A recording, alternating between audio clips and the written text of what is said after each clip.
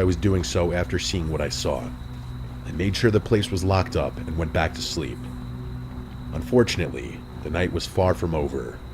I woke up a few hours later to knocking on the front door, which is one of the most terrifying things I can imagine waking up to. Hearing that knocking meant there was a stranger out there, which actually got my heart going a little bit. It was just so late. I couldn't think of a good reason why someone would be knocking on a cabin door in the middle of nowhere at 4 a.m. The knocking woke up Anissa, who was about 10 times more scared than I was. I had to do something. So I walked over to the door. Before I could even announce myself, the person on the other side said he was a forest ranger and that there had been some kind of incident in the area and he needed to do a welfare check.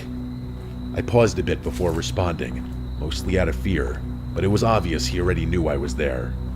I told him we were all good and didn't need to be checked up on, saying I just wanted to get back to sleep.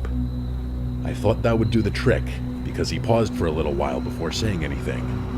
But then, instead of leaving, he said he'd need to ask us a few questions. It was instantly suspicious, and I was almost fully confident the person on the other side of the door was not any kind of law enforcement. At that point, Hunter had woken up too and was standing behind me. I whispered to him to call the police, saying I'd stall the guy at the door. I went back and forth with him, giving him nothing answers without telegraphing my suspicion.